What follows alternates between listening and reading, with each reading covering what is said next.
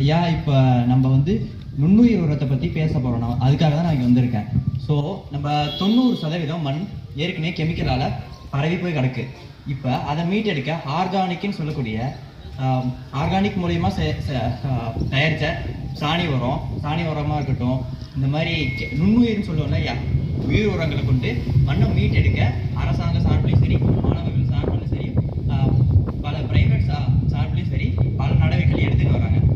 அதில் ஒரு முயற்சியாக நாங்கள் வந்து NPK, அதாவது நைட்ரஜன், பாஸ்பரஸ், பொட்டாசியம், மூணு மேஜர் சொல்லுவாங்க எலமெண்ட்னு சொல்லுவோம்ல ஐயா, அந்த ஆல்டர்னேட், அதாவது யூரியாவுக்கு பதிலாக என்ன போடலாம், பாஸ்பரஸுக்கு பதிலாக என்ன போடலாம், பொட்டாசியத்துக்கு பதிலாக என்ன போடலான்னு விரிவாக பேச வந்திருக்கேன் ஐயா.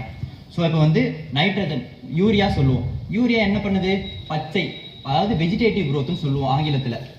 அதாவது யூரியா போட்டால் நல்லா பச்சை எடுக்கணும், எல்லாருக்குமே தெரியும். நம்ம கண்கூடவே பார்த்துருப்போம், மஞ்சளாக இருந்தால் யூரியா தெளிச்சிருவோம். ஸோ இப்போ அதுக்கு ஆல்டர்னேட்டிவாக என்ன போடலாம்? இப்போ வந்து ஒவ்வொரு எலமெண்ட்டுக்குமே ஒரு ஆல்டர்னேட்டிவாக இருக்குது. ஸோ ரைசோபியம்னு சொல்கிறாங்க. அதுவும் அதே வேலையை தான் பண்ணுது, விலை குறைச்சல்.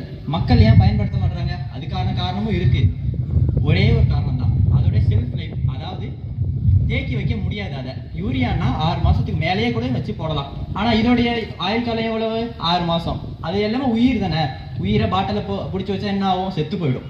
ஸோ இது ஒன்று தான் அதோடைய டிஸ்அட்வான்டேஜ். மற்றபடி இதோடைய பயோமாஸான்னு சொல்லி அது போட்டவங்க இங்கே பழைய விவசாயிங்க நாங்கள் பார்த்த வரைக்கும் யூஸ் பண்ணியிருக்காங்க. ஆனால் அதை மேலும் மேலும் கொண்டு போக முடியல.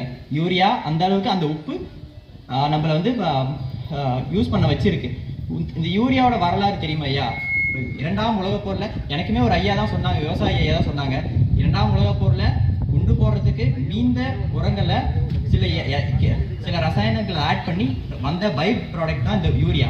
ஸோ இந்த யூரியாவை நம்ம இவ்வளோ கட்டிக்கிட்டு அது என்ன பண்ண போகிறோம்? இந்த மண்ணை ஏன் மலடாக்க போகிறோம்? அடுத்த தலைமுறைக்கு நம்ம இந்த மண்ணை கொடுக்க வேண்டாமா? ஒவ்வொரு விவசாயிகளும் சரி, அளவாக யூரியா பயன்படுத்த அளவாக குறைங்க.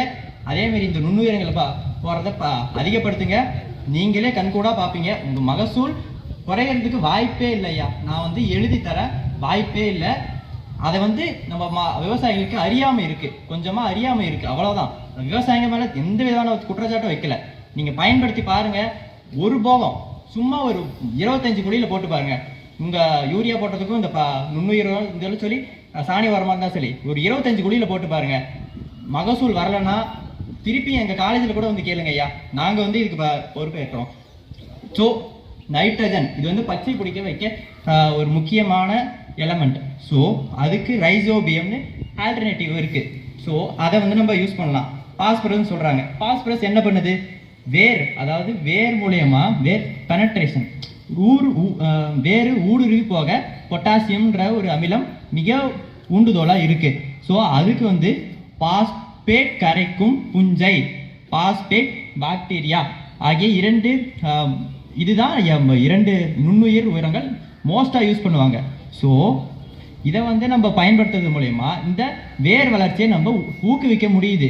ஸோ அதன் மூலயமா அதை ஒரு 16 எலமெண்ட் இருக்குது, 14 உயிர்கள் இருந்தால் தான் ஒரு பயிர் நல்லா பச்சை பிடிச்சி வளரும், வந்து மணி வைக்க முடியும். ஸோ அந்த 16மே மண்ணில் இருக்கும். மண்ணிலையும் சரி, என்விரான்மெண்ட்ல, அதாவது சுற்றுச்சூழலையும் இருக்கும். அதை வந்து செடி எடுத்துக்க நம்ம உதவுறோம், உரம் போட்டு, அவ்வளோதான். செடி வளர்ந்துட்டு போகுது, நம்ம வந்து அதுக்கு எடுத்து உதவுனா அதிகமாக நமக்கு மகசூல் கிடைக்குது, அவ்வளோதான். ஸோ இதுக்கு வந்து இதுவோ ஆயிப்போச்சு. வந்து பொட்டாசியம்ங்கிறது நம்ம எல்லாருக்குமே தெரியும். வாழைப்பழம் சாப்பிடுவோம், வாழைப்பழத்தில் வந்து பொட்டாசியம் அதிகமாக இருக்கும். ஸோ வாழைப்பழத்து மூலயமா செய்கிற கம்போஸ்ட் இருக்கு இல்லையா, கம்போஸ்ட், அதாவது குப்பையை மக்க வச்சு கிடைக்கிற ஒரு ப்ராடக்ட். ஸோ அதை வந்து நம்ம வந்து இதுக்கு வந்து பரிந்துரைக்கிறோம். ஸோ இதெல்லாம் வந்து ஆல்டர்னேட்டிவ். இப்போ நான் வந்து பேசியிருக்கேன் ஐயா, நீங்கள் வந்து எத்தனை பேர் இதை வந்து ஃபாலோ பண்ணீங்கன்னு எனக்கு தெரியாது. ஆனால் ஒரு விவசாயி பண்ணி அதை பார்த்து ஒரு 10 விவசாயிங்க பண்ணால் அதுதான் எங்கள் வெற்றி.